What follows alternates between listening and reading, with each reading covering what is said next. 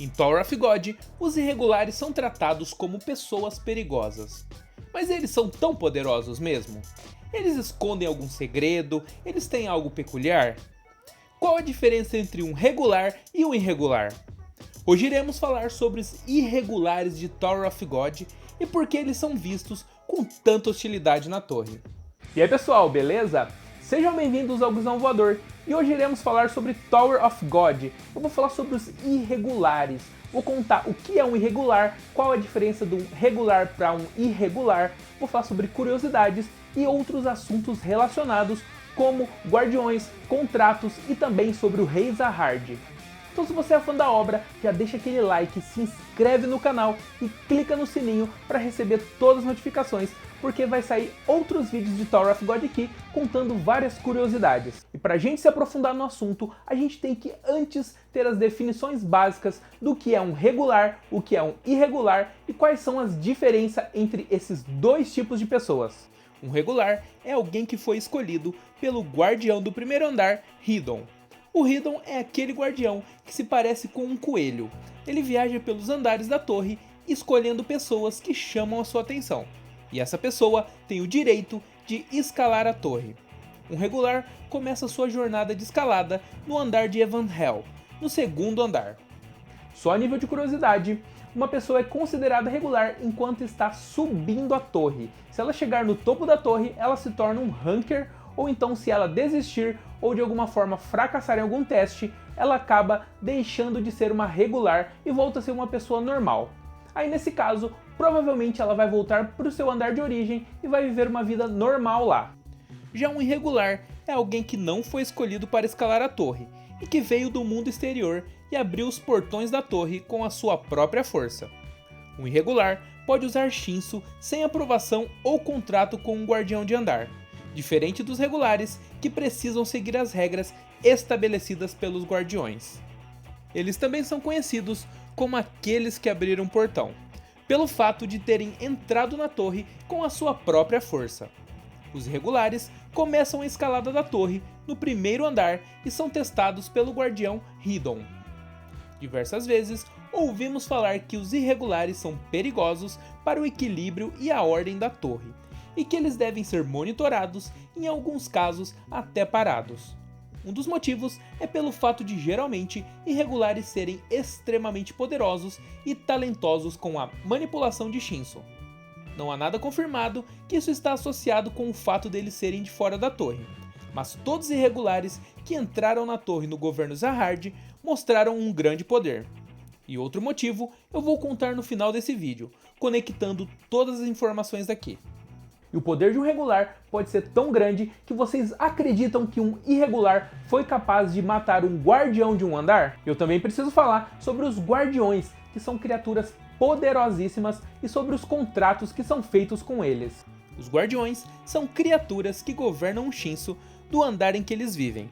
São seres peculiares e todos os andares, com exceção do 43º, têm um guardião. Não é possível associar uma característica uniforme para eles, sendo cada guardião de um jeito e de uma forma. Os guardiões são basicamente responsáveis por lidar com os irregulares, e como eu disse, não dá para falar de guardiões sem falar dos contratos.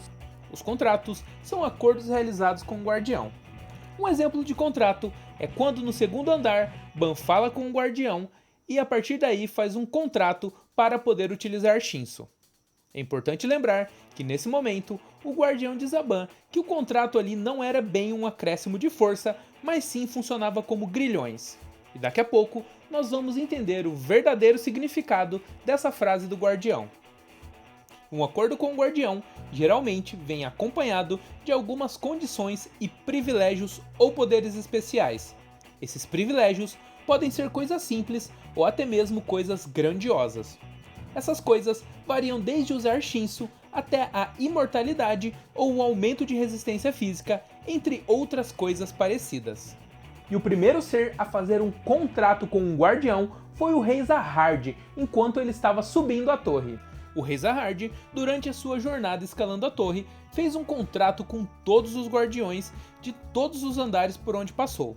Apesar de hoje não ser considerado um irregular, podemos dizer que o rei Zahard foi o primeiro irregular da torre, junto com seus 12 companheiros que o ajudaram a subir. E como nós vimos no episódio 10 da primeira parte, apenas um irregular pode solicitar diretamente um teste a um guardião de andar, o que nos leva a crer que os verdadeiros testes da torre são feitos para os irregulares, porque querendo ou não, quem autoriza você a subir ou não é uma série de testes feito pela política da torre e pelos administradores dos testes, e não pelos guardiões em si. E dessa forma, algumas pessoas especulam que o último andar da torre é acessível apenas a um irregular e que os regulares nunca conseguiriam chegar até lá. E agora vem uma informação que está ligada a tudo que eu disse e é importante vocês saberem que a partir daqui é um spoiler muito grande da obra. Então se você tem medo, se você não quer estragar sua experiência, já para o vídeo por aqui e não assiste mais. Como foi dito para Ban pelo guardião do segundo andar, um contrato para ele é mais como um grilhão que o acorrenta do que um acréscimo de poder. Essa fala é justificada pelo fato que irregulares não necessitam de um contrato com o guardião para utilizar Shinsu. Logo, quando Ban entra em contrato, ele se vê obrigado a cumprir diversas condições sem ganhar nada em troca. E juntamente disso, o rei Zahard tem um contrato com os guardiões de todos os andares, com exceção do andar 43º, onde não há um guardião.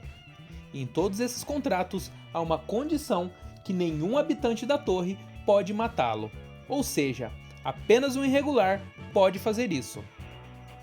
Com essa informação, fica óbvio que, por exemplo, o teste do segundo andar não é destinado a decidir se os candidatos são dignos ou não de subir a torre, e sim se há algum com risco em potencial para toda a política existente na torre e que ameace a vida do rei. Então, só os irregulares podem matar o rei e criar uma revolução e mudar toda a política da torre e toda aquela estrutura que eles já estão acostumados há centenas de anos. Como a gente sabe, nem o rei quer perder o seu poder e nem perder o seu cargo, ainda mais tendo em vista que o rei Zahard ele é imortal, então ele pode governar para sempre. Então qualquer irregular acaba se tornando um perigo e geralmente os irregulares causam um alvoroço ali na torre quando eles entram, até como eu disse, matando guardiões, tentando revolucionar e, além de tudo isso, são muito poderosos. Então é isso, pessoal. Esse foi o primeiro vídeo sobre Tower of God. Eu espero que vocês tenham gostado. Deixe aí nos comentários quais são as suas dúvidas ou quais temas vocês gostariam de saber sobre a torre. Tem muita informação, tem muita coisa, tem as princesas, tem a estrutura da torre, tem a política, tem o rei que eu poderia fazer um vídeo mais detalhado. Então deixe aí nos comentários o que vocês querem ver de vídeo de Tower of God aqui. Eu espero que vocês tenham gostado, que vocês tenham aprendido algo sobre Tower of God com esse vídeo. Muito obrigado pela atenção e até mais.